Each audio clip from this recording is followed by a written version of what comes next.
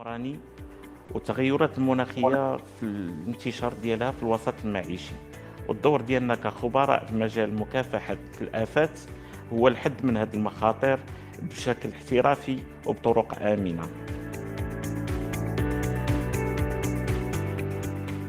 هناك بعض الاستعمالات العشوائية للمبيدات المهنية تتعرض الصحة العامة والبيئة لأضرار وخيمة. لهذا الحكومة كتشتغل على تعزيز استخدام المعقلن عن طريق اعتماد تقنيين مؤهلين.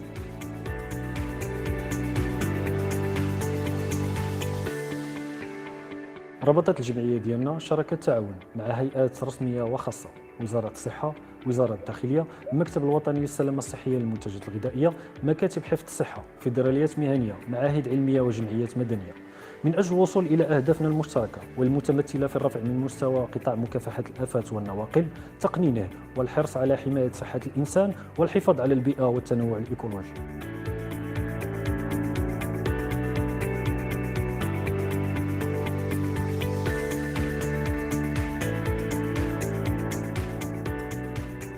أنشطة الجمعية كتقرب بين فاعلي قطاع النظافة العامة وكتهدف إلى التميز المهني من خلال لقاءات وطنية ودورات تكوينية.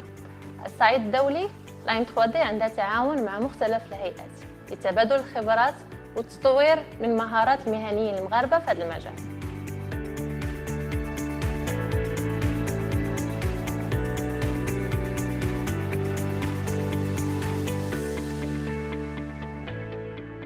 نضموا لجمعية لاين 3D باش ندعموا بشكل فعال الطموحات الكبيرة ديال بلادنا لسلامتنا وسلامة وليداتنا. مرحبا بكم في جمعيتكم.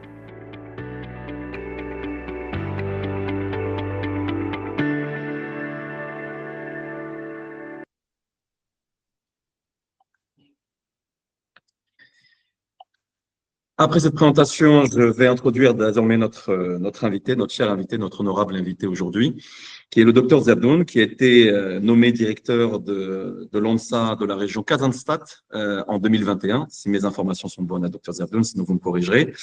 Auparavant, il était directeur régional de la région Tanja, Tétouan el-Husseima. Il a occupé également d'autres fonctions de directeur régional sur d'autres régions, notamment les régions du Sud. Il est docteur vétérinaire diplômé en 1992 de l'IAV Hassan Tiani et il occupe désormais depuis 2021 la fonction de directeur régional Kazanstad. On le remercie, on sait qu'il a un agenda très chargé et encore plus peut-être durant Ramadan justement. Donc on va vous laisser la parole, pas plus retenir. Merci pour votre implication et de nous honorer de votre présence. Tahiyati Sidi, tabarakallah alaykoum, et je vous en prie, vous pouvez activer votre micro et partager vos exposés. Normalement, vous avez la main en tant qu'organisateur. Merci, c'est Abdelkrim. Bonjour à tout le monde. Comme c'est Abdelkrim l'a dit, nous participons avec vous à le webinaire.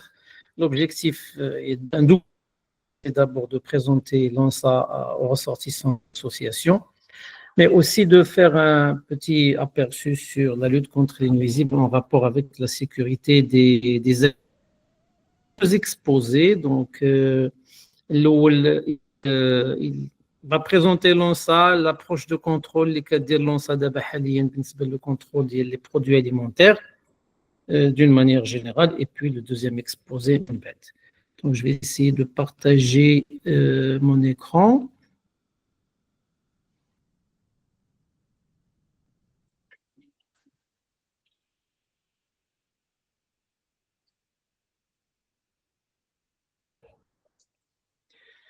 Alors, vous avez trouvé le bouton, c'est bon? Sur la partie basse. Donc, sur la partie basse, qui est le bouton. Alors, c'est la fenêtre ou l'écran complet? Alors, c'est à vous de voir. Vous pouvez partager l'écran complet. Comme ça, après, vous avez votre présentation qui va s'afficher en grand. Regardez l'écran directement.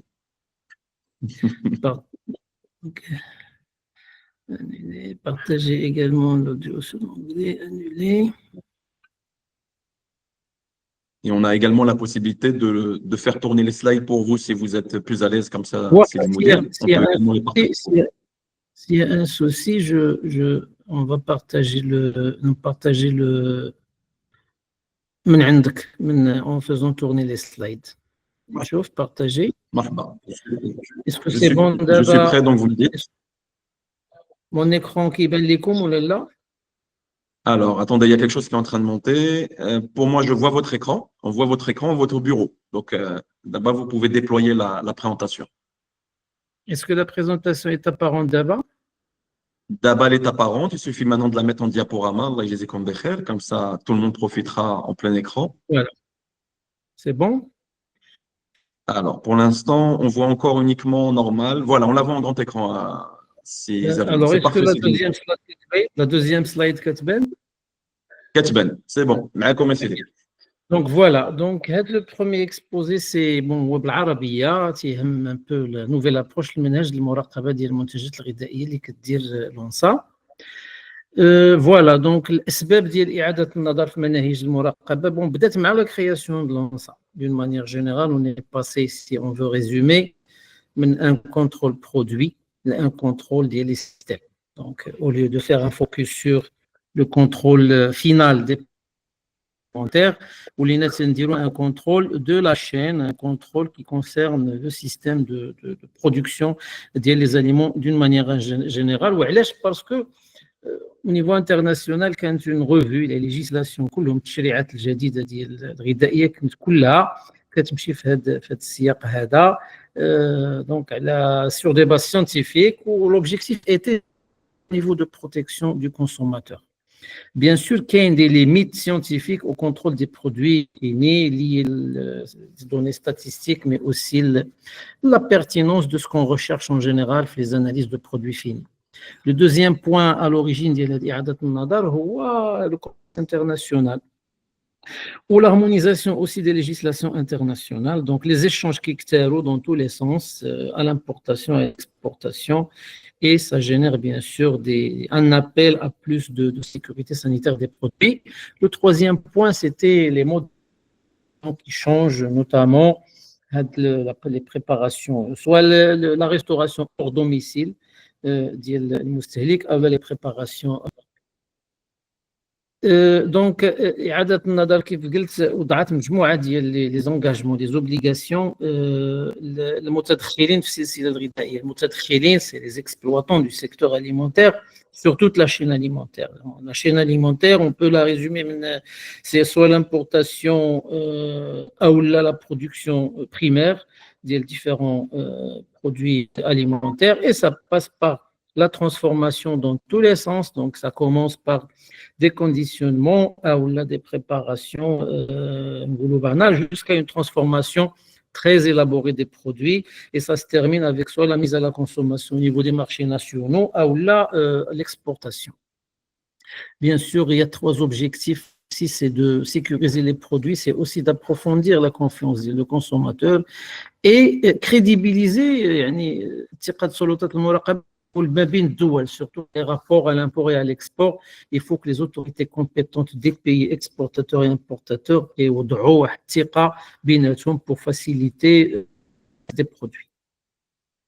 Donc, le مكتب جا في واحد السياق ديال النظر يعني في سياسة القطاع الفلاحي، يعني كان واحد الدراسة شاملة parler de مخطط المغرب الأخضر qui a restructuré le système de contrôle des produits alimentaires en fusionnant يعني هو لونسا ماشي مؤسسة جديدة، وإنما هي تجميع ديال المصالح ديال وزارة الفلاحة اللي كانت سابقا قبل سعود كانت هي مديرية تربية المواشي pour les aspects vétérinaires, donc de santé animale et de protection sanitaire liée aux produits d'origine animale. Ou quand il y a la direction la protection des végétaux, le contrôle technique et la répression des fraudes, qui avait une mission large, essentiellement centrée sur la répression des fraudes et sur la protection des végétaux. Donc, je mets ça en 2009 une loi 2508. Les missions d'IALA ne concernent pas uniquement les produits alimentaires.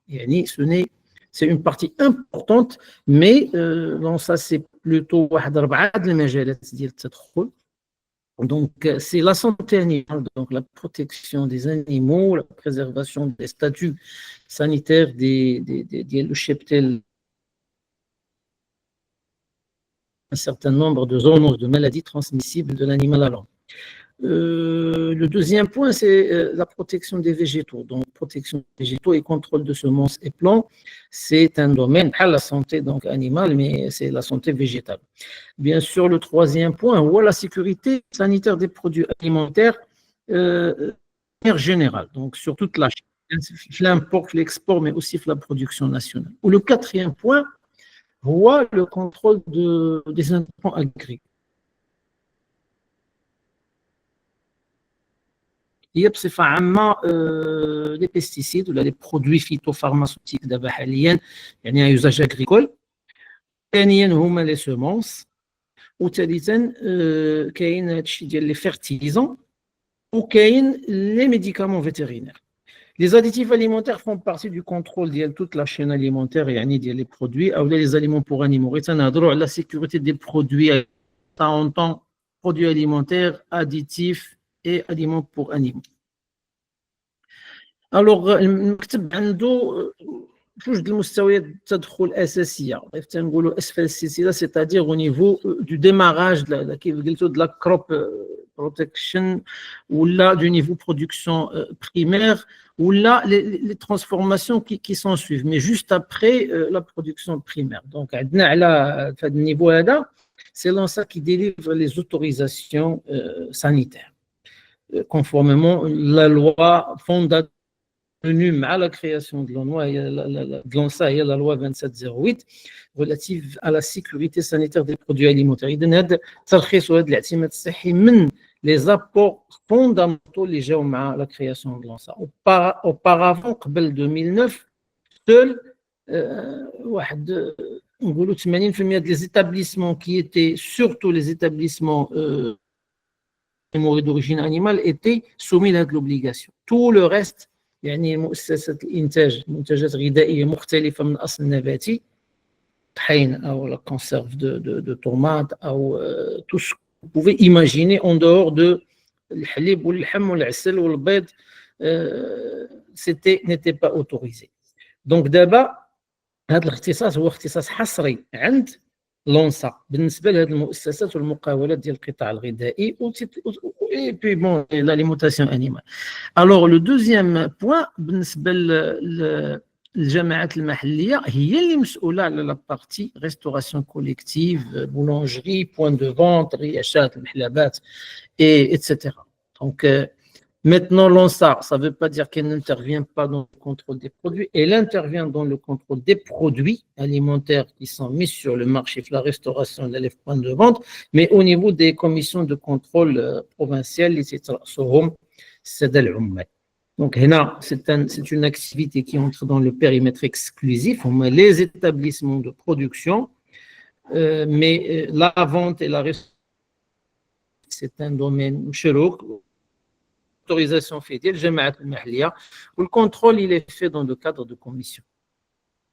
المكتب pour intervenir عنده une organisation donc nationale, c'est avec des structures donc centrales qui font la stratégie ou le pilotage ou le suivi et des structures régionales et locales qui sont chargées de l'opérationnalisation d'un programme de contrôle qui concerne les différentes thématiques de la mission. عندنا 5 directions régionales, 3 directions de contrôle de la qualité. C'est des directions qui s'occupent du contrôle strictement d'importation. Les grands ports, donc les différents services de l'ANSA. Ou en projet, Inch'Allah, les différents. Donc, on les appelle les DCQ, donc c'est le contrôle à l'importation aux frontières.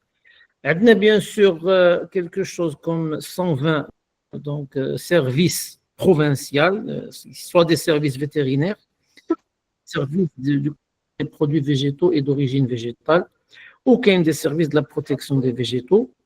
L'ANSA a recours à des prestataires de services. Nous avons essentiellement des vétérinaires privés mandatés pour nous accompagner dans les missions de santé animale, mais nous avons aussi des organismes de prélèvement ou parfois aussi des organismes d'intervention sur d'autres thématiques qui sont agréés par l'ANSA. On ne peut pas travailler avec la sécurité des aliments sans avoir un réseau de laboratoires. Les laboratoires de l'ONSA, c'est un historique très ancien, ça date des années 30. Depuis le premier laboratoire, il était le laboratoire régional d'analyse, le laboratoire vétérinaire régional de recherche de Casablanca. Actuellement, 10 laboratoires, une station de quarantaine, mais depuis quelque chose comme 6 à 8 années, BDINA a l'agrément de laboratoires privés qui sont habilités à intervenir partiellement dans le processus du contrôle officiel et qui nous apportent donc beaucoup d'aide. Nous avons 25 laboratoires autorisés et qui sont accrédités au PAL, les laboratoires de l'ANSA, sur une gamme ou une accréditation très large, où nous avons aussi 8 ديال المؤسسات qui font le prélèvement d'échantillons et qui sont agréés pour ça. Alors, l'ANSA étant un organisme, un établissement public à caractère administratif, donc il est régi par une réglementation et des chartes de bonne gouvernance liées aux établissements et les entreprises publiques. Un conseil d'administration, qui dit conseil d'administration, dit une représentation des parties prenantes de la mission de l'ANSA, que ce soit des institutionnels ou là des organisations professionnelles, notamment donc la Comader, la Confédération marocaine du développement rural, les chambres d'agriculture, les chambres des pêches maritimes, les chambres de commerce d'industrie et les établissements d'enseignement agricole, etc. Donc, ça permet d'avoir donc un plan d'action qui est concerté, bien orienté et qui a un conseil qui se tient 2 fois par année. Nous avons aussi un comité consultatif, donc une commission, tout ce qui concerne la bonne gouvernance et l'audit, et des comités de direction au niveau national, central et régional. L'ANSA est peut-être l'organisme le plus qui dispose de l'arsenal juridique le plus développé des établissements publics. Les premières lois concernant l'activité de l'ANSA datent de 1913 ou 1914 et nous avons pratiquement 283 textes législatifs, dont 21 lois et 80 et à peu près 200 arrêtés, plus bien sûr toute l'activité de normalisation ou là des procédures internes.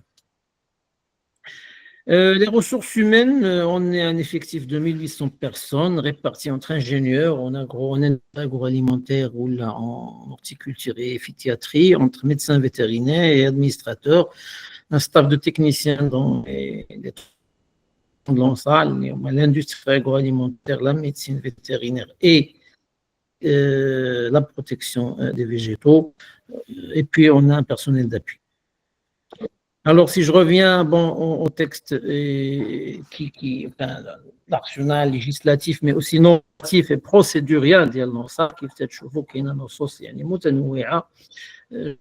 Parler, ça touche à tous les métiers, santé animale, sécurité des produits, aviculture, santé des végétaux, produits phytopharmaceutiques, donc protection des végétaux, contrôle des plants, etc. Puis laboratoire des textes aussi relatifs à l'import-export, à la médecine vétérinaire privée, etc. À la pharmacie vétérinaire aussi. Bien sûr, l'arsenal législatif, il est inspiré en grande partie par des directives, des codes d'usage, toute une sorte de... Parce qu'il y a 3 organisations internationales qui coordonnent un peu liées les métiers de l'ANSA, qui est l'Organisation mondiale de la santé animale, l'OMSA, qui s'appelait l'Office international des épices aussi, qui est le Codex Alimentarius, qui est un peu, on va dire, où il y a l'OMS et la FAO, qui réglementent toute la partie liée à la sécurité des produits alimentaires. Ils ne réglementent pas, mais ils donnent des directives et des codes d'usage, et ils ont un certain nombre de comités qui se réunissent régulièrement sur différentes thématiques. Et puis, il y a aussi la Convention internationale de la protection des végétaux, c'est l'IPPC, qui s'occupe du domaine de la santé végétale. Alors,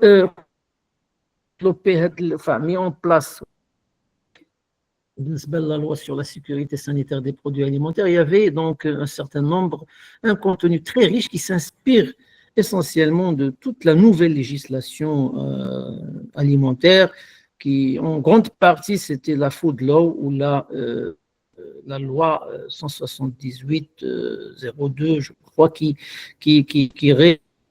ديال الاتحاد الاوروبي ديال la Commission européenne qui est un peu qui est un peu exhaustive. On s'en est beaucoup inspiré pour établir les généraux ou de la réglementation des domaines au niveau national, bien sûr, qui est avec une adaptation logique au contexte marocain.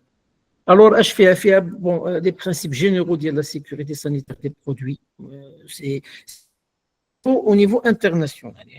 L'OLA, il y a la responsabilisation des producteurs. Donc, la responsabilisation, ça entend responsabilité totale de producteur de la sécurité des produits. Le producteur, l'établissement mondial, le détail de ce qui se fait. Il a des obligations. Les services de contrôle viennent pour vérifier conjoncturellement sur des échantillons de documents ou de produits ou de process, mais c'est la responsabilité, reste la responsabilité du producteur au plan pénal, bien sûr, et au plan aussi civil. Qu'il y a des principes de la traçabilité, donc c'est le mot est un peu galvaudé, comme on dit, d'abord on parle beaucoup de traçabilité, بالعربية تتبع المسار أو تتبع ديال les produits, il fait des obligations sur la chaîne alimentaire. Chaque acteur de la chaîne alimentaire doit son N-1, son N+1 pour pouvoir un peu tracer et répondre à des objectifs de rappel ou de retrait des produits alimentaires qui s'avèrent non conformes lors du commerce ou là, lors parfois même au stade d'entreposage. Bien sûr, la loi كتجيب كذلك مجموعة الشروط ديال la sécurité des produits alimentaires et des aliments pour animaux, leur production, la mise sur le marché, les conditions, شنو هو un produit sain, etc. Elle établit l'obligation de ne mettre sur le marché que les produits qui sont sains, selon 2 ou 3 règles que je vais énoncer après. Et puis, elle apporte de nouvelles règles. Elle a apporté de nouvelles règles relatives à l'information du consommateur par rapport donc à l'étiquetage des produits, sur les produits ou là parfois sur les documents d'accompagnement des produits alimentaires.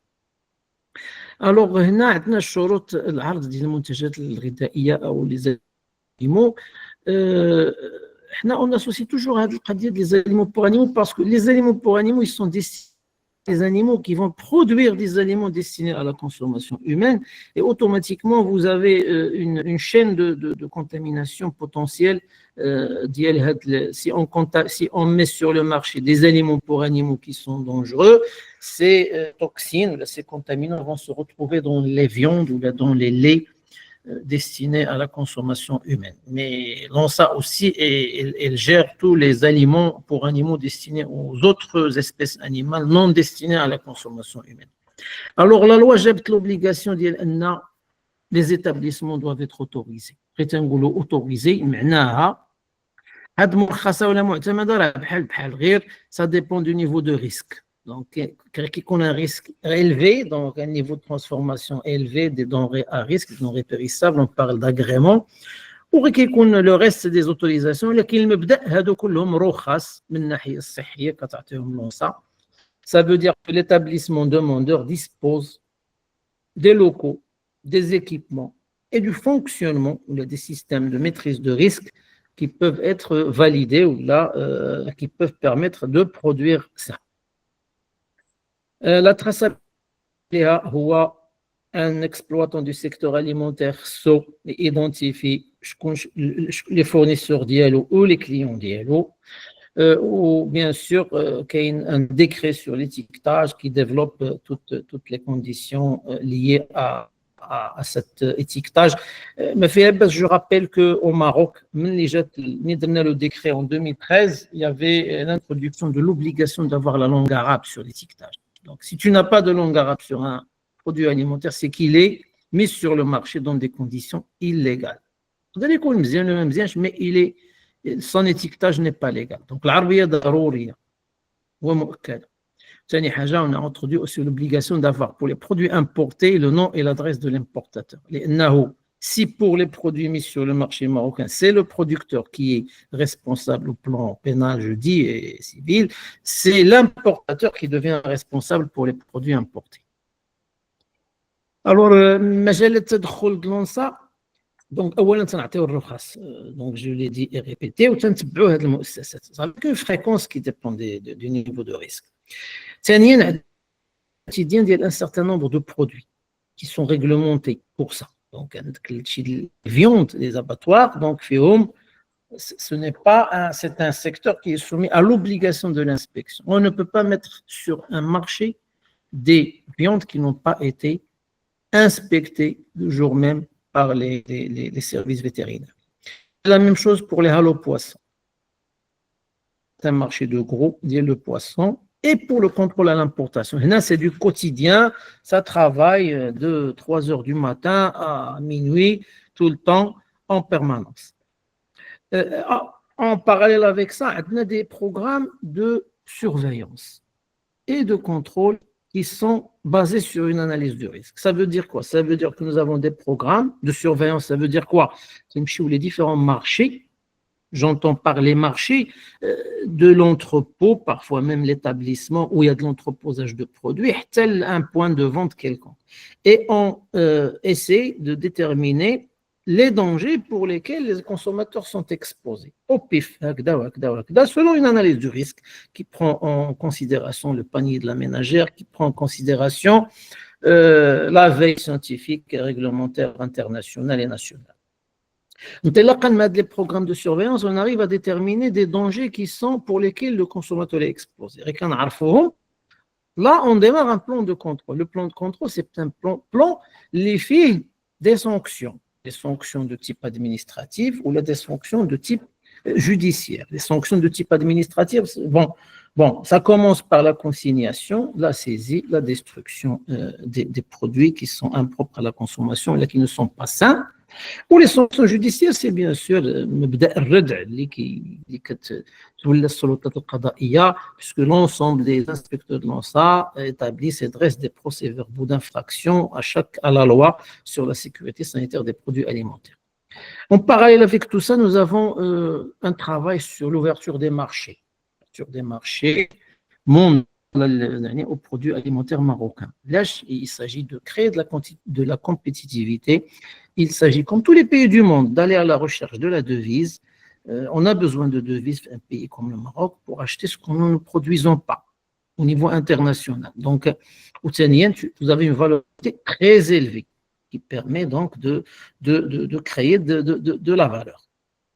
Donc, à chaque fois, c'est la négociation sanitaire qui précède la négociation commerciale. On ne peut pas vendre comme on veut des produits alimentaires. Ça obéit à des règles qui sont bien établies par l'OMC et par les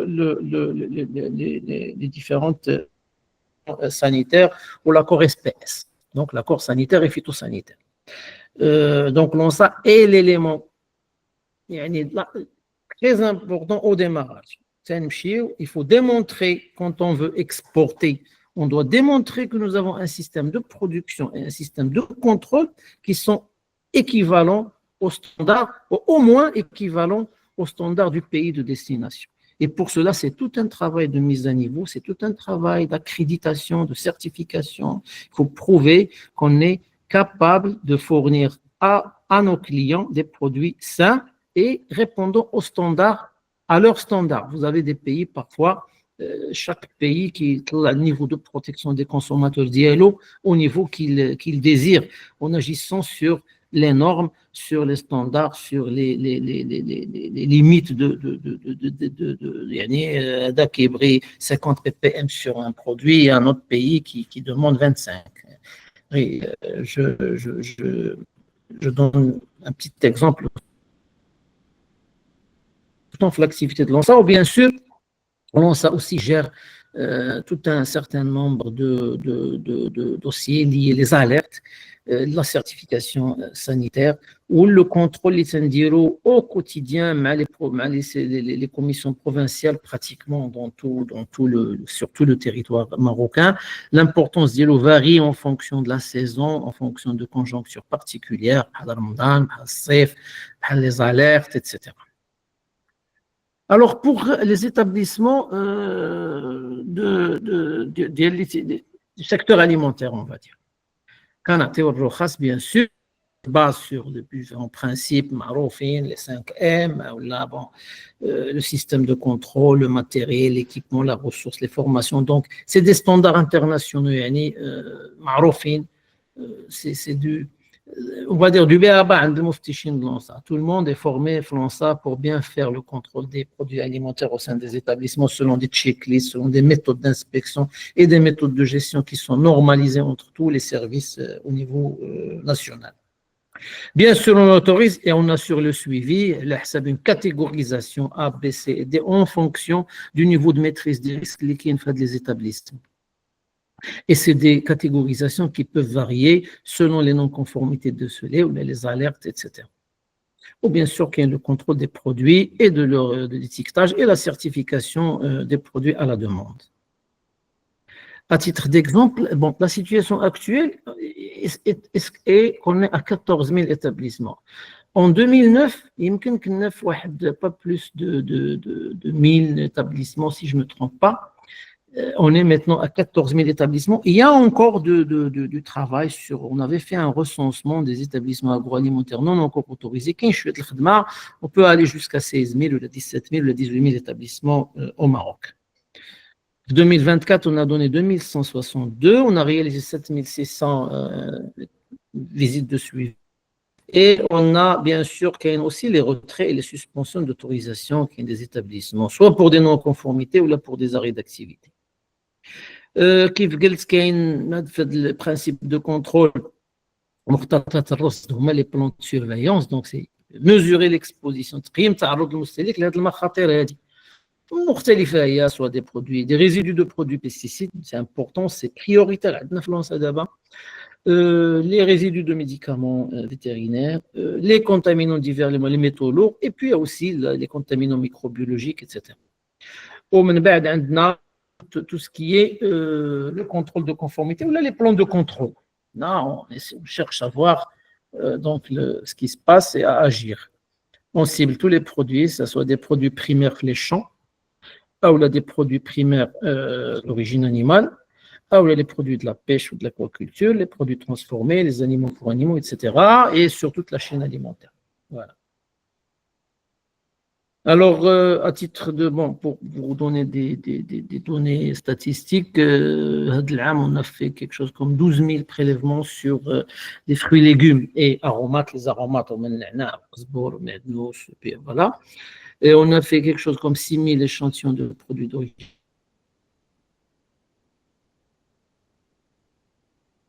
animale et échantillons de produits alimentaires prélevés sur toute l'année et plus de 80 000 certificats sanitaires délivrés aux opérateurs à leur demande pour l'exportation ou là parfois pour la mise sur le marché marocain de certains produits qui ne sont pas préemballés, les viandes parfois, ou là à la demande du CHR, donc de l'hôtellerie ou de la restauration collective qui exige d'avoir des certificats sanitaires.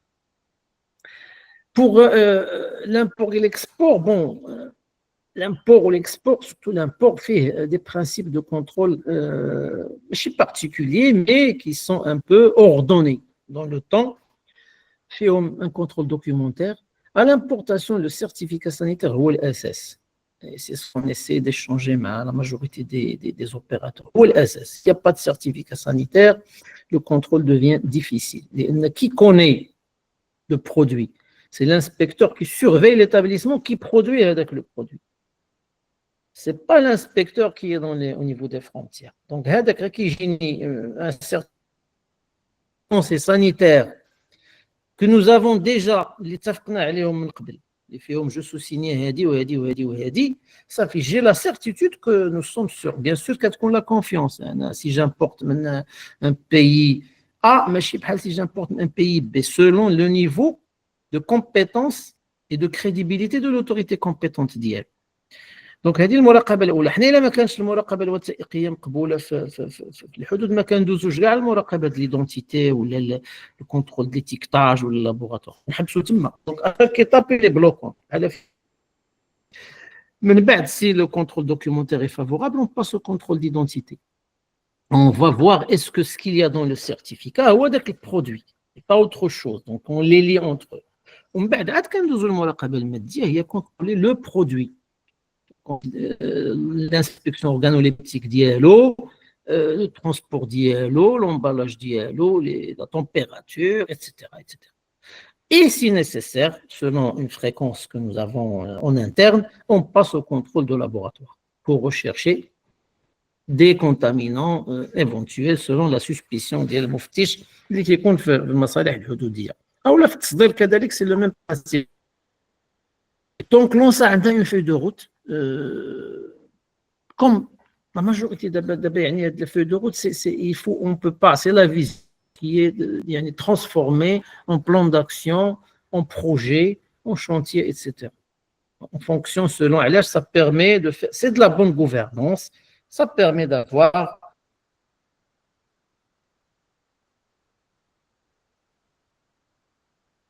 des objectifs, des tableaux de bord qui sont suivis. Donc ça, elle a une feuille de route autour de 5 ans.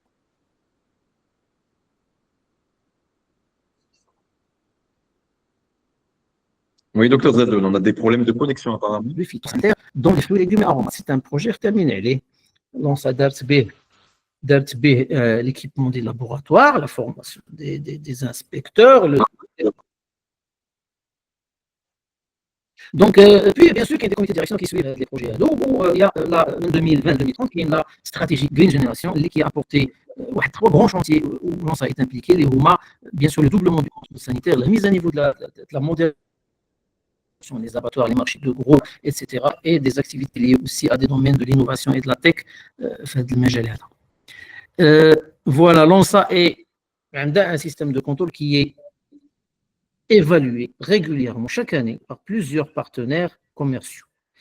Donc, on a les visites de l'FDA, on a les visites de l'Office alimentaire et vétérinaire, les services de la Russie, de la Chine, du Canada, du Brésil, qui viennent régulièrement, bien sûr, s'assurer que notre système de certification et de production aussi des aliments là que nous exportons sont conformes et permettent de sécuriser leurs consommateurs. Voilà, nous sommes bien sûr membres actifs de différentes organisations internationales liées au commerce des aliments, l'OMS, l'OMC, l'Organisation mondiale de la santé animale, la Convention internationale de protection des végétaux et le Codex Alimentarius. Le dernier slide fait l'exposé de l'ONSA relatif aux réseaux sociaux, comme tout le monde est appelé et interpellé pour réagir de manière proactive et active. Dans l'enseignement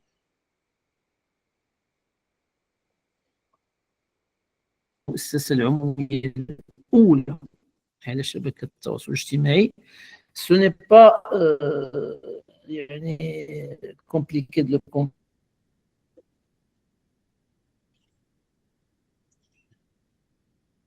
Nous avons 1,5 million de suivis Facebook et beaucoup de suivis aussi sur les réseaux sociaux.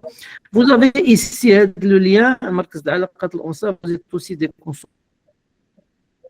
Vous pouvez solliciter le centre de relations sur toutes les thématiques pour faire des réclamations sur des produits. Ou là, bien sûr, aussi l'email.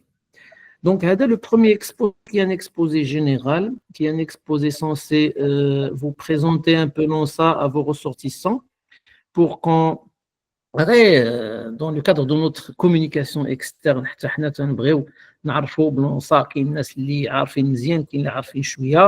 nous sommes présents sur toute la chaîne alimentaire. Nous sommes un organisme qui travaille sur la certification, les normes ISO, que ce soit la 9001, la 17020, la 17025 qui concerne les laboratoires.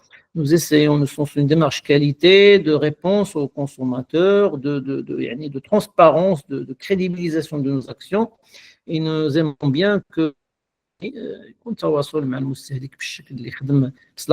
cela dit, il y a beaucoup de points noirs, en général en dehors du périmètre, mais bon, on peut les discuter tout à l'heure. Si vous voulez, c'est Abdelkrim, je passe directement le deuxième exposé Alors, je vais vous aller- laisser dérouler le deuxième exposé. Voilà, je vais vous laisser préparer le deuxième exposé que vous avez juste après. Et on vous remercie pour cette première partie qui était très importante parce que, Mili Hadarna et Dr Zardoun, on a dit qu'il faut absolument qu'on renforce la communication entre les acteurs privés qui interviennent sur un volet qui est inspecté par l'ANSA et qui est très primordial, c'est la lutte contre les nuisibles. Mais il faut déjà connaître un peu mieux l'ANSA, et notamment les démarches que vous avez citées, les chiffres que vous avez donnés, les chiffres en plus récents et à jour. Et j'aimerais souligner également une chose importante, c'est que j'invite les personnes qui sont ici connectées, qui ne sont pas encore, à suivre les pages, que ce soit LinkedIn, que ce soit Facebook ou Instagram. Il y a du contenu qui est partagé, ou la plupart du temps, c'est partagé vraiment l'arabe, l'anglais ou en français, de manière vraiment à ce qu'il nous le génère.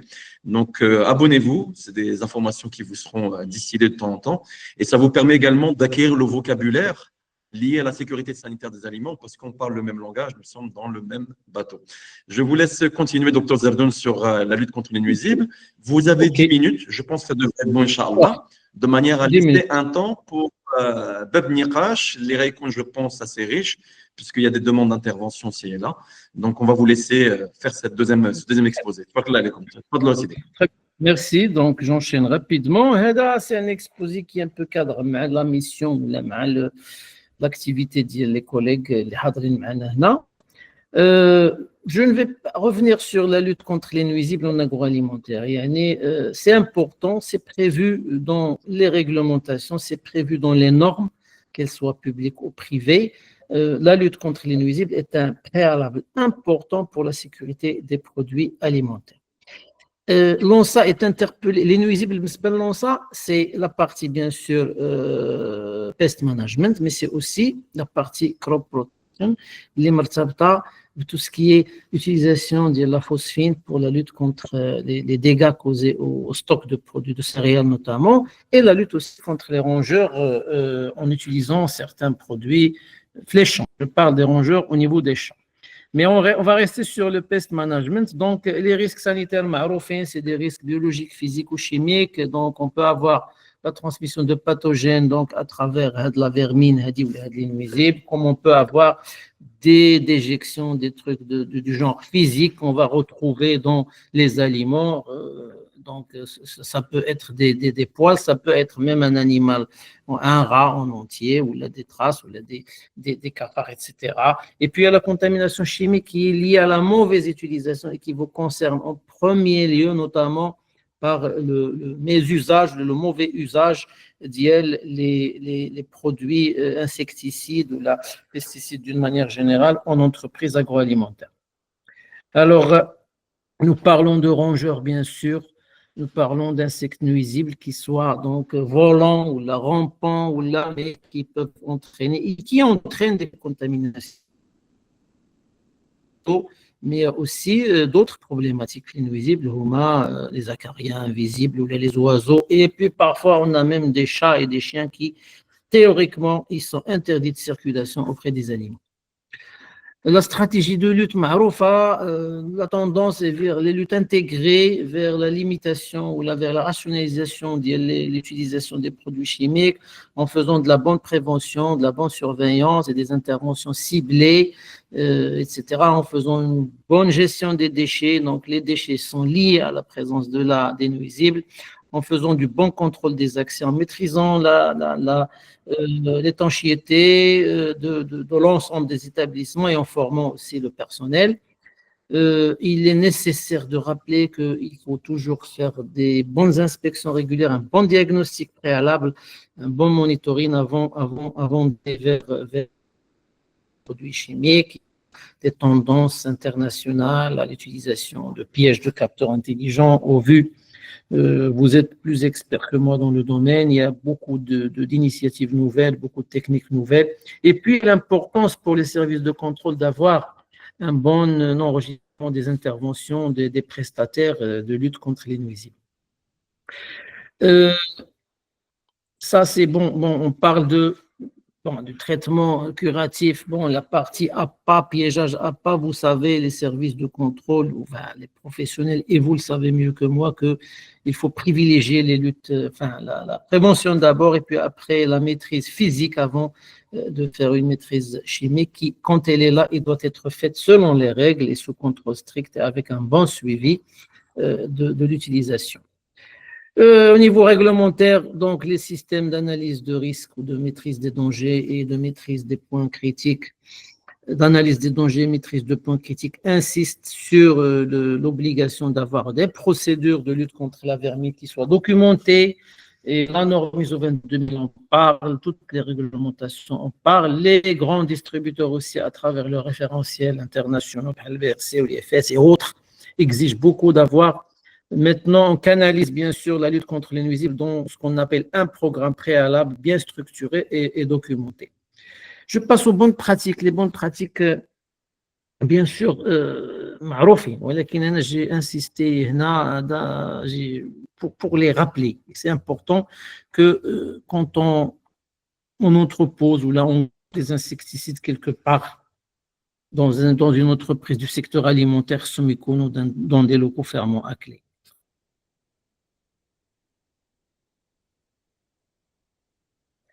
Dans des locaux fermement à clé, sans aucun risque de contact avec les produits alimentaires et les surfaces. Parler de surface alimentaire ou de produits alimentaires, et les contaminations croisées sont là. Une caisson plastique ou là, un de travail est une surface alimentaire et ne doit pas être au contact de produits pesticides ou insecticides, etc. Tous les produits doivent être étiquetés, fiches techniques disponibles des établissements. Bien sûr, l'utilisation doit répondre aux prescriptions du fabricant et non à l'appréciation de l'utilisateur. Les bonnes pratiques, c'est la détection, c'est le diagnostic, c'est la recherche des traces de nuisibles. S'il n'y a pas de rester dans une démarche de diagnostic, de ne pas aller vers les démarches de traitement. Beaucoup de mesures de précaution, les unités de production, les portes fermées, ce n'est pas le cas partout. Hein. Ce que nous exposons, c'est les exigences. La pratique, c'est chaque établissement et son niveau d'implication et d'engagement et de compréhension. Porte fermée, moustiquaire amovible, donc absence d'aliments en cuisine, donc en dehors des services, absence d'aliments entreposés en conditionnement ouvert. Vous le savez aussi mieux que moi, les rongeurs, c'est des animaux nocturnes. Si vous laissez dans une cuisine ou dans un établissement de production alimentaire un sachet de pot ouvert, il va être attaqué par des rongeurs la nuit. Voilà. Le contrôle visuel à la réception des établissements est important pour les végétaux, les farines, etc. L'élimination rapide des déchets, l'obligation d'avoir des poubelles avec des couvercles et des aires d'entreposage, etc., qui doivent être nettoyés régulièrement. Ou bien sûr, la lutte doit être confiée à des personnes compétentes, donc à des prestataires de services compétents avec un contrat précisant les actions et les responsabilités.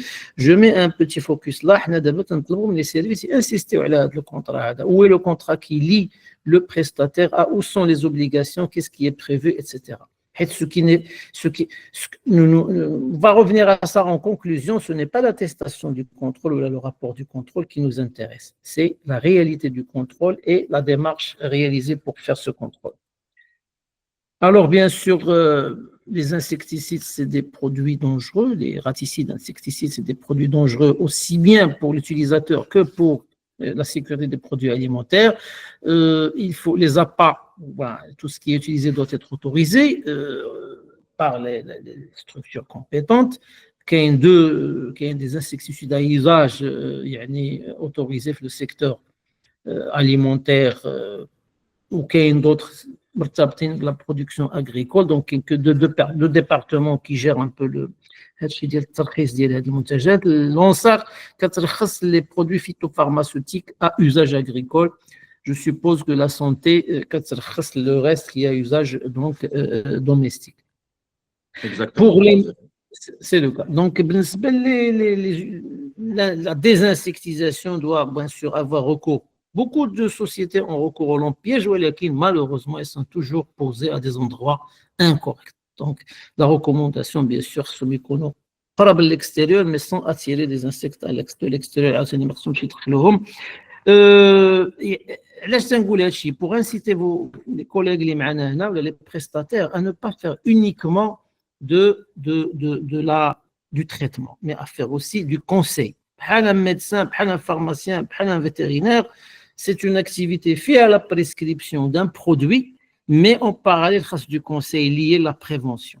Il ne faut pas que les sociétés ou les demandeurs payent les prestataires de services pour le produit utilisé. Il faut qu'ils les payent pour tout ce travail de diagnostic et de conseil et de recommandation. Les lampes, les tumouches, elles ont une durée de vie. La tumouche, elle fait ben ou parfois si elle n'est pas vidée à intervalles réguliers et corrects, هذاك الدبان اللي غيتجمع فيها هو اللي غيعاود يطيح فوق les produits alimentaires en circulation ou là فوق les surfaces alimentaires. كاين des bonnes pratiques liées l'installation passage de câbles là comme عارفين هادشي les rongeurs empruntent les passages de câbles là où il y a aussi des fissurations, c'est des mythes, de nuisibles. Les portes automatiques sont importantes, la fermeture des fenêtres, la présence de sas vis-à-vis des portes, là de réception ou là d'expédition, les espaces libres entre les murs et les palettes. Quand on ne peut pas inspecter derrière une palette, ça veut dire qu'il y a l'option de laisser des rongeurs s'installer dans les zones non contrôlées. Ou bien sûr, l'intervention,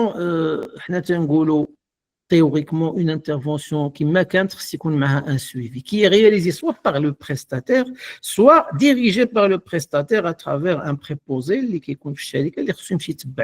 J'ai installé ou j'ai fait un traitement raticide, il faut que quelqu'un puisse quantifier le résultat 2 jours après, 4 jours après, 1 semaine après dans une fiche.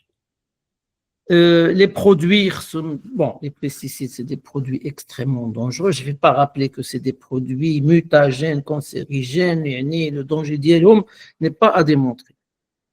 Pour l'utilisateur, mais aussi bien pour donc l'utilisation d'yelom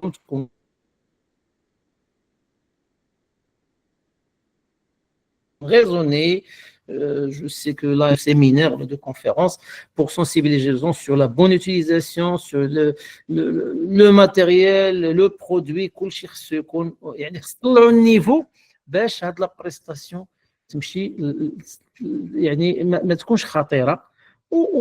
l'objectif d'elle est sécuriser les produits alimentaires et sécuriser l'utilisateur.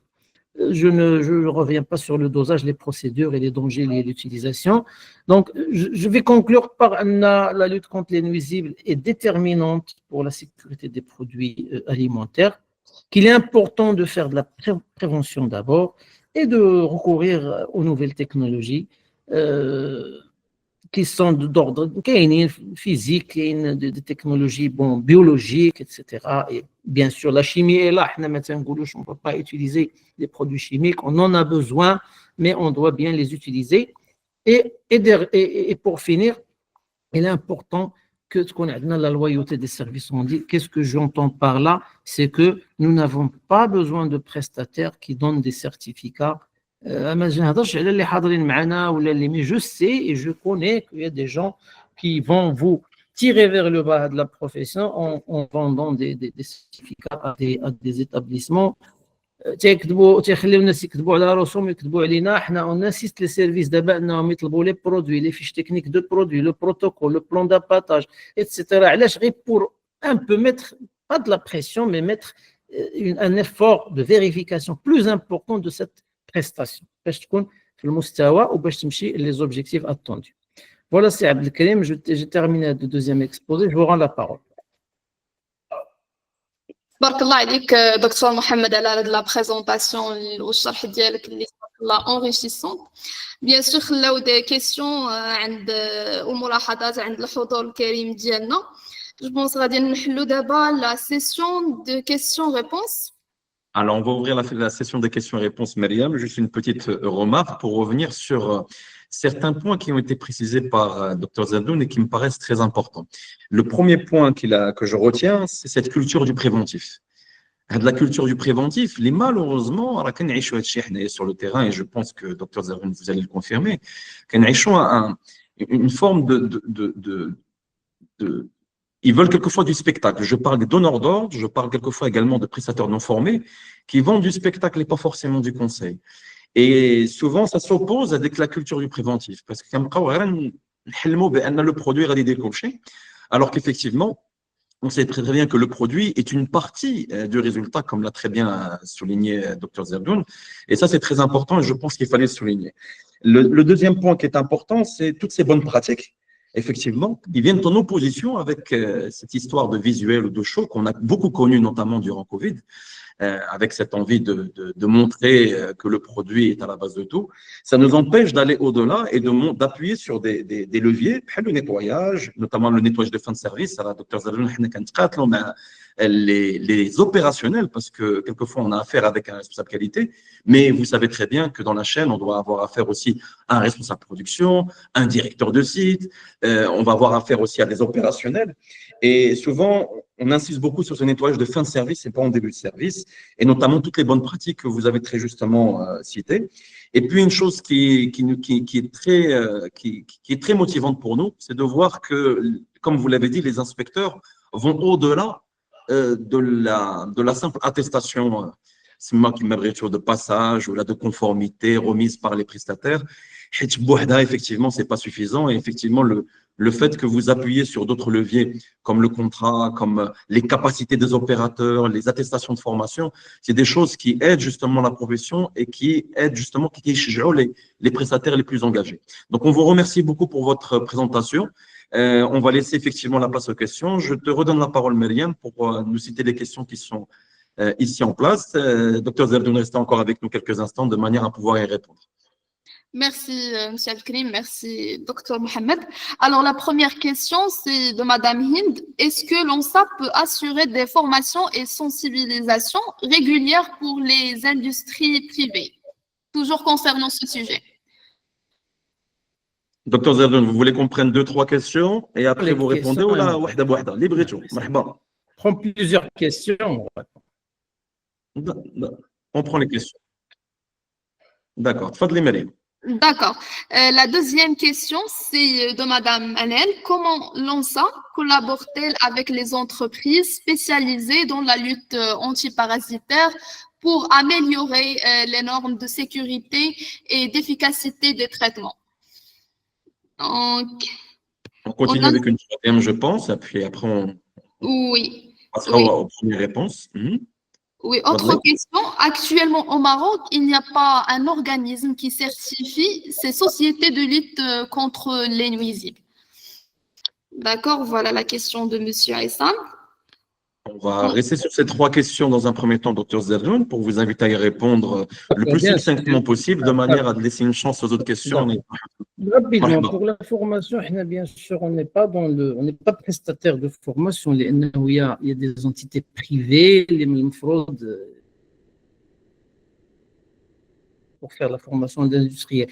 On est un organisme d'inspection et de contrôle. Donc, mais à travers l'inspection et le on contribue à travers nos recommandations faites aux professionnels à les obliger à recourir à la formation justement externe ou interne.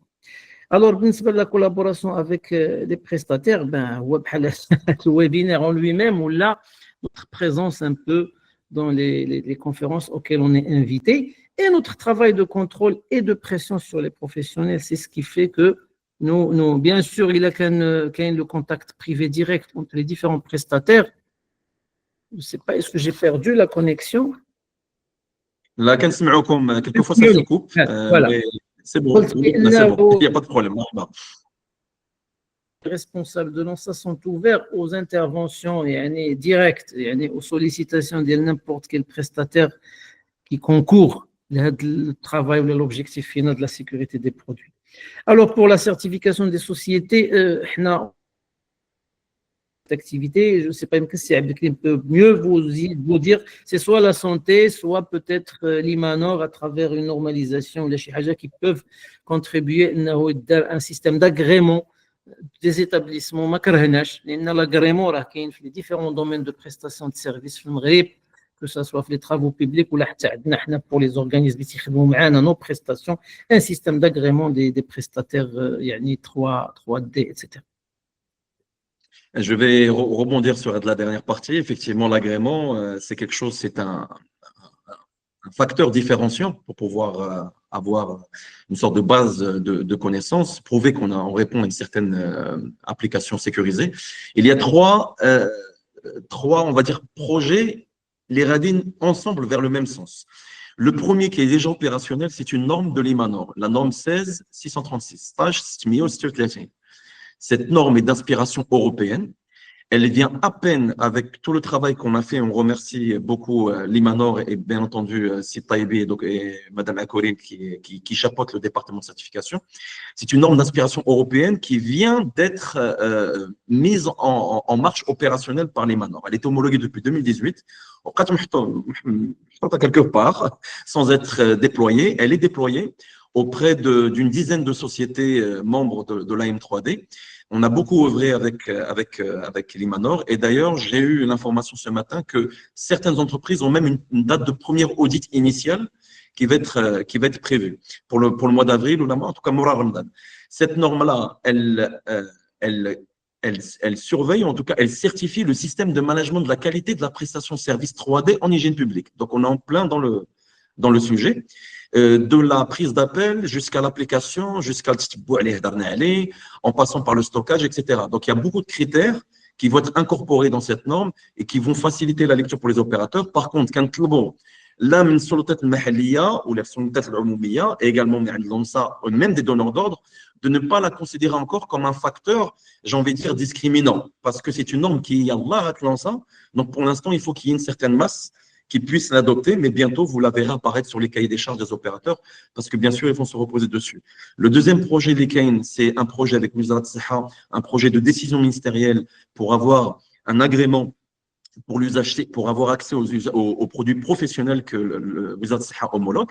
Donc, ça, c'est un projet sur lequel on a beaucoup travaillé en 2024. Ça nous a pris à peu près 8 mois sur 2024. Et on a remis les livrables le 17 janvier. Donc, d'abord, le Coran de Wizard Siha, plus particulièrement au niveau de la DELM qui doit faire valider cela auprès du ministre. Et le troisième projet, c'est un projet, vous le savez comme moi, Dr Zardoun, que s'il n'y a pas une assise légale, il faut qu'il y ait une assise légale assez forte et transverse. Donc, cette loi qui va entourer le cycle de vie du pesticide, jusqu'à l'élimination, c'est une loi qui est en cours, j'ai envie de dire, de rédaction, ou plutôt de réflexion, dans un premier temps, avec un cabinet juridique, et c'est le Jamiat Tourabiya qui est ce qu'il faut, plus précisément, vous avez même d'une manière générale, qui a pris ça à bras-le-corps, parce qu'on a des échéances comme 2030, entre autres, qui nous attendent, qui concernent la qualité sanitaire des aliments, mais d'autres choses également. Voilà, j'espère avoir répondu à ce point-là. Les autres questions à Madame Mariam? Oui, exactement. J'ai vu aussi qu'il y a des mains levées, donc je vais غادي نطرح واحد جوج ديال الأسئلة et après ندوزو les personnes اللي يبغوا يطرحوا الأسئلة مباشرة للدكتور محمد. Alors, si Ahmed قال, est-ce que le certificat de conformité sanitaire est obligatoire pour les restaurants et autres établissements qui vendent de la nourriture? Ahmed, il a remarqué auprès de ses clients que certains contrôleurs ont ça, le demandaient et d'autres non. Y a-t-il un protocole uniformisé auprès des contrôleurs pour le volet 3D? Autre question, c'est la question de Blue Sky. Il veut savoir si l'ANSA dispose d'un checklist des entreprises marocaines qui ne répondent pas aux critères exigés et besoin d'être prises en charge. Question traitement anti-nuisible par l'association AM3D.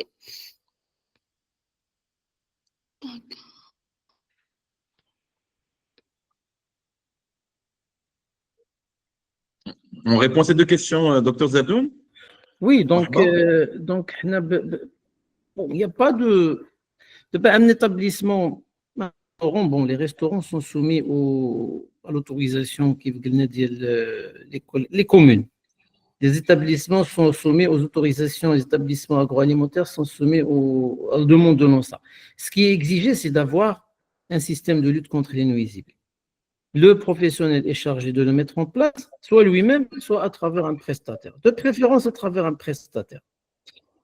quand il y a un prestataire, on est l'autorité compétente de contrôle, soit les commissions provinciales quand ils se déplacent vers les restaurants, là, ils sont chargés de vérifier que ce programme ou là, cette procédure est appliquée.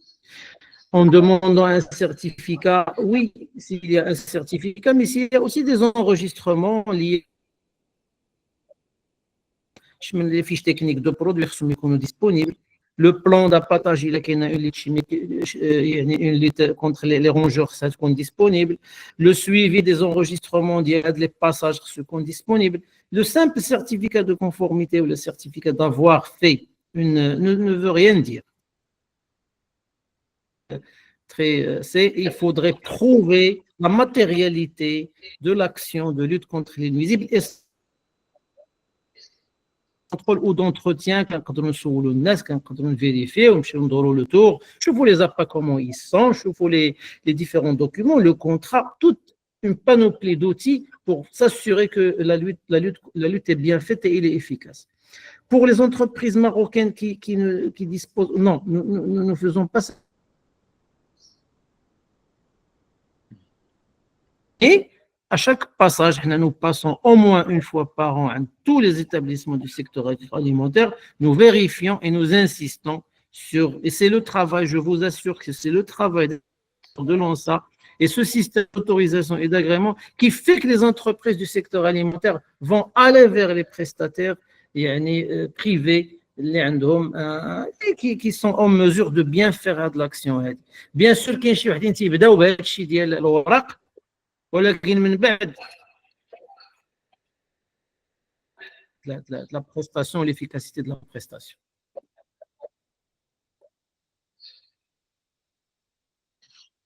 Entendu, docteur Zerdoun, je rebondis sur une remarque qui a été précisée par Sihmed, et puis après on passera à une remontée d'informations terrain qui peut-être sera utile pour la connaissance de l'ANSA. C'est cette histoire de protocole uniformisé. En fait, je pense que veut dire ce prestataire, c'est qu'on rencontre souvent ça, on a cette remontée, c'est qu'il y a une hétérogénéité des remarques, quelquefois des inspecteurs, notamment sur un des points majeurs, c'est la disposition, le nombre et des postes d'appâtage et l'espace entre les postes d'appâtage pour les rongeurs. Ça arrive fréquemment. C'est-à-dire qu'on peut avoir sur une usine une inspection régionale qui va venir faire son inspection, qui va demander un espacement de 10 mètres, d'autres de 5 mètres. Sauf que dans les cahiers des charges internationaux, hormis l'AIB, l'américaine, mais en général, sur tous les autres, l'IFSSC, l'IFSC, pardon, l'IFS ou le BRC, on n'est pas sur des espacements, puisque l'espacement dépend du seuil d'infestation, ou en tout cas du degré d'infestation. Donc ça, c'était peut-être la remarque de dire est-ce qu'il existe peut-être une démarche opérationnelle d'inspection spécifique pour le volet 3D, sachant que nous avons déjà sollicité la direction centrale du contrôle alimentaire, Dr Aziz, sur ce point-là, pour essayer de faciliter la lecture. J'enchaîne juste sur un deuxième point, puis après je vous laisserai réagir, Dr Zerdoun. C'est un point qui est cité par M. Nouira, qui nous fait part d'un point, je vais le lire. Nous souhaitons également attirer votre attention sur une problématique rencontrée sur le terrain. Certains clients ne respectent pas la continuité des traitements prévus, malgré la signature d'un contrat annuel. Cette discontinuité peut compromettre l'efficacité des interventions et entraîner des risques sanitaires. Il faut préciser, bien entendu, à Sinouira que la responsabilité du client n'est pas reportée sur l'ONSA, puisque c'est le client qui décide de ne pas respecter le contrat. Mais c'est un fait, Dr Zerdoun, c'est qu'on a des fréquences qu'on estime, nous, parfois mensuelles. On se met d'accord avec le client pour qu'il y ait une fréquence mensuelle, puisqu'il y a une exposition ou un risque qui est assez élevé. Et il y a des premières inspections, pardon, des premiers traitements qui vont se faire. Et puis, au bout d'un moment, le client, des contraintes budgétaires ou autres, mais il commence à espacer les traitements et annuler le programme prévu initialement. Donc ça, c'est un point sur lequel on voudrait quand même attirer votre attention.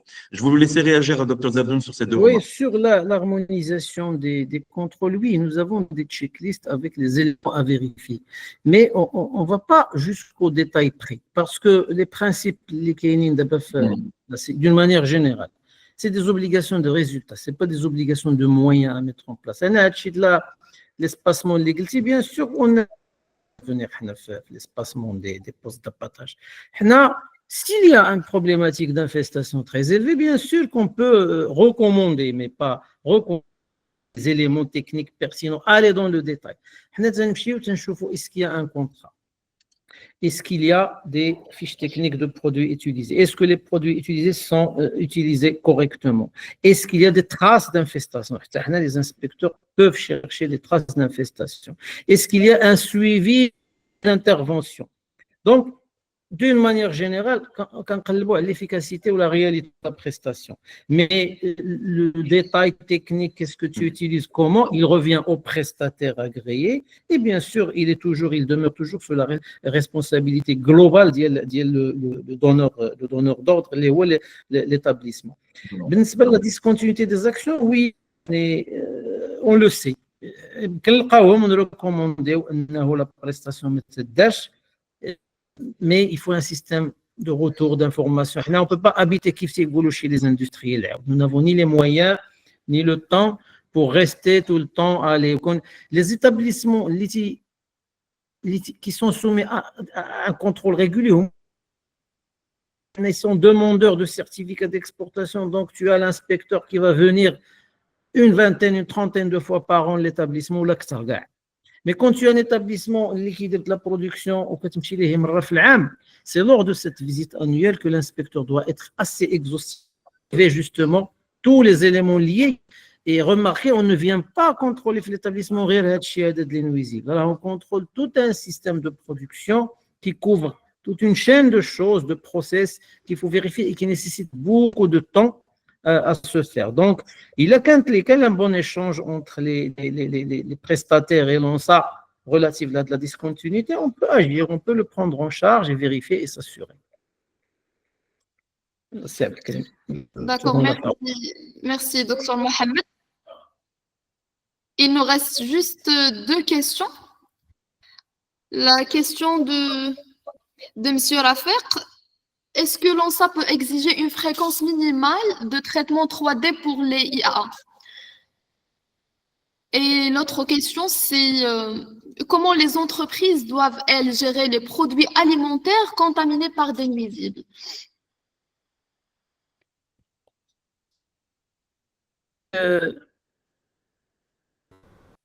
La fréquence minimale, non, parce qu'il s'agit de faire un diagnostic de l'infestation ou des nuisibles dans un établissement donné et en fonction du niveau d'infestation déterminé par le prestataire, quelle est la fréquence qu'il faut utiliser. C'est logique. Du système de gestion des déchets de l'établissement, ça dépend du système d'étanchéité de l'établissement, ça dépend quand tu es dans un établissement, tu es dire des produits qui sont depuis la réception, le produit fini avec un convoyage. C'est-à-dire que les produits, ça fait la réception, on oublie, le produit fini. Ce n'est pas la même chose que quand tu as un process où chaque étape fait la transformation fait le risque d'avoir des nuisibles.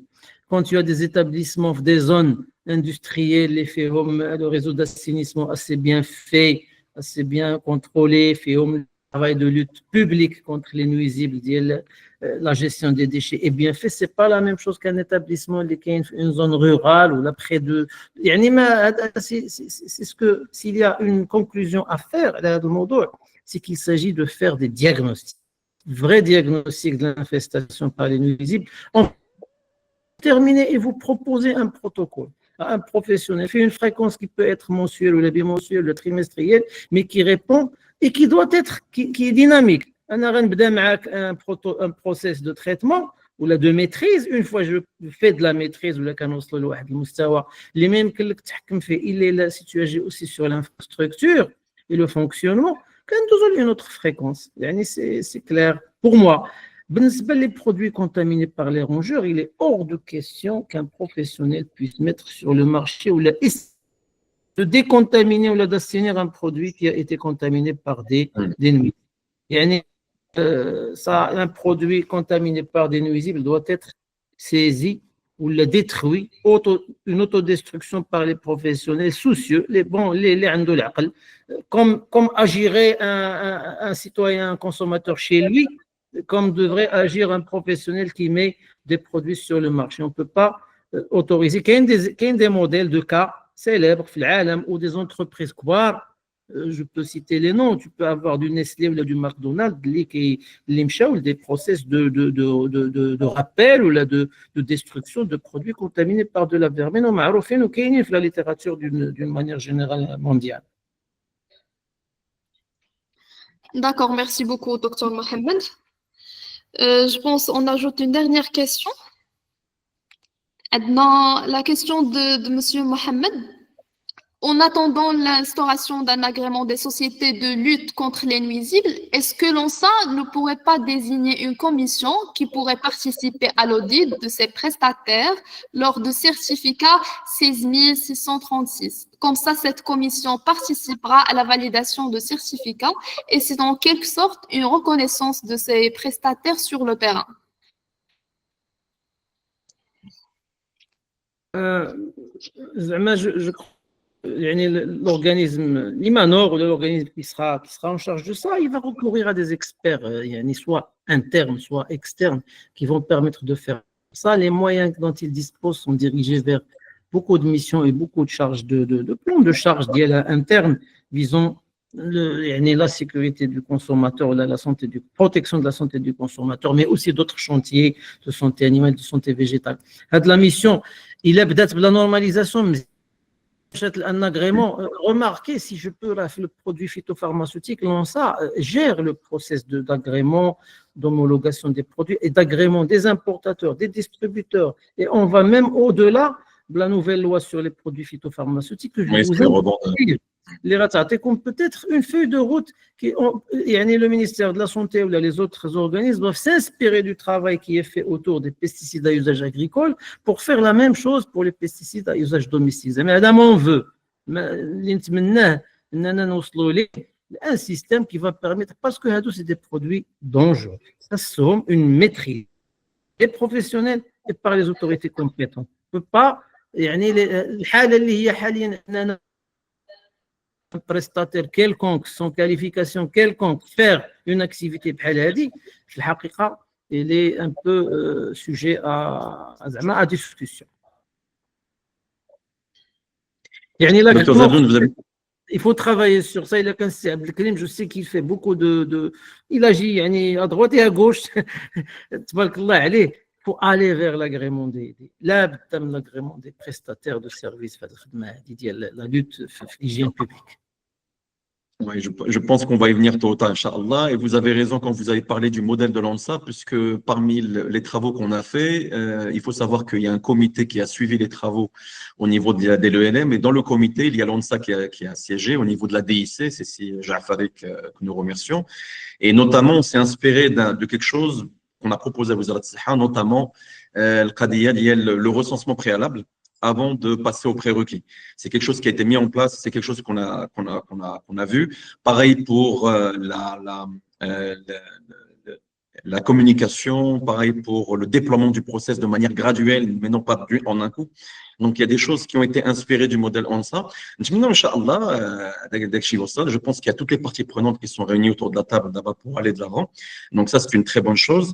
J'aimerais juste préciser qu'effectivement, pour ne pas dévaloriser le travail d'Imanor, surtout pas qu'il ne soit pas pris comme ça, je réponds à la question qui a été posée à Dr Zadoun. Effectivement, l'ONSA a un rôle sur l'inspection, le contrôle, mais la certification, nous avons un honorable institut qui s'occupe de la normalisation, c'est Imanor, et qui a des formateurs qui sont complètement aguerris sur l'agroalimentaire aussi, qui connaissent déjà le volet 3D, au-delà d'avoir été formés par la M3D, mais ils connaissent déjà le volet 3D parce qu'ils inspectent dans le cadre des audits qu'ils font en 9001 ou même, pour être plus simple, en BRC ou en FSSC ou autre. Donc, ils ont toute la compétence pour le faire. Mais par contre, pour l'ONSA, ce sera un critère à terme, Inch'Allah, de valorisation de la prestation de service avant qu'elle devienne obligatoire. Et un dernier point que j'aimerais donner avant de laisser la parole à votre confrère, si Louhli qui a levé la main, c'est rappeler aux personnes qui posent, notamment au Dr Zadoun, des interrogations sur les restaurants. Je pense qu'il a parlé de ce point-là au départage en disant que les restaurants au niveau local, c'est sous la gestion des Jami'at al-Mahaliya. Donc, il y a des commissions mixtes qui vont directement auprès de ces restaurateurs. Et là, il y a plusieurs parties prenantes qui agissent, mais toujours sous la coupelle ou sous la tutelle en quelque sorte de Jamiat al-Mahalliya. Donc ça relève également d'un point que nous essayons de voir aussi avec le ministère de l'Intérieur, entre autres, mais ça ne relève pas forcément uniquement de l'ANSA, puisque l'ANSA est une des parties prenantes dans les commissions mixtes. Sylou Ahli, on va vous laisser activer votre micro. Je crois qu'il faut qu'on fasse une petite manipulation après là pour que vous puissiez le faire. Voilà, vous pouvez le faire normalement si Younes pour prendre la parole, de manière à conclure avec Sylou Ahli qui est un docteur vétérinaire au sein de l'ANSA également. Tfadal, Younes. Merci, Monsieur Abdelkrim. Donc, je suis très honoré d'être parmi vous aujourd'hui et je vous félicite tout d'abord d'avoir invité notre référent, Dr Zerdoun. Je peux même dire que vous avez de la chance d'avoir l'invité. Donc, on le remercie pour cet exposé très, très riche et très détaillé. Et même s'il a cité les grandes lignes, mais il a pratiquement touché à tous les volets. Moi, mon intervention, elle va être très rapide, très succincte. Par rapport à la question qui a été posée concernant la reconnaissance par les inspecteurs de l'ANSA côté certification pour avoir une plus-value, si vous voulez, lors de la certification, par rapport à la 16036, si j'ai bien compris. Comme a dit Dr Zerdoun, nous, on est en office de contrôle, donc on n'intervient pas dans le procès de certification. L'IMANOR, c'est l'institut qui agit dans ce sens. Mais je peux vous dire que une norme, avant qu'elle sorte, il y a un comité normatif. Donc, sûrement, voire certainement, cette norme, avant de sortir, elle a été établie et évaluée, bien sûr, par les professionnels et aussi validée par le comité normatif institutionnel qui regroupe pas mal d'institutions, y compris l'ANSA. Donc, notre point focal qui est la direction d'évaluation du risque et des affaires juridiques à l'ANSA centrale. Donc, c'est elle qui pilote et chapeaute avec l'IMANOR ce volet normatif. Donc, ça sous-entend que vous avez déjà, si vous répondez aux exigences de cette norme, vous avez déjà la reconnaissance derrière de l'ANSA. Donc, c'est ce que je voulais dire et je vous remercie infiniment. Merci, bonne journée. Shukran jazilan à Younes pour ce rappel très important effectivement du process d'homologation des normes dans notre pays. Zerdoun, on va vous remercier infiniment, docteur, pour toutes ces précisions. N'êtes pas, comme vous l'avez dit, vous n'êtes pas expert du 3D, mais ça y ressemble quand même. Hein, il y a beaucoup d'éléments qui ont été donnés, qui nous parlent énormément, nous, acteurs du métier. Vous avez compris que ce domaine du 3D, c'est une affaire commune de plusieurs parties prenantes et pas l'affaire de uniquement l'ANSA, la Wizara Siha ou là, les prestataires ou là, le client. Il y a plusieurs parties prenantes. On l'a connu ça à travers la M3D pour construire un écosystème de communication. Croyez-moi, ça nous a pris 3-4 ans. Si Zerdoun en sait quelque chose, si Younes également, bien entendu, puisqu'il nous a suivis depuis le début. On va remercier les personnes qui ont participé à l'élaboration à la communication autour de cet événement. Zerdoun, merci encore une fois pour le temps que vous avez donné à la considération. On vous sollicitera encore à l'avenir, notamment dans des réunions régionales. On en prépare plusieurs. On en a 4 qui sont en préparation et une des déjà d'Est. Et il y en aura notamment une sur la région Casa. Donc, on vous invitera avec grand plaisir.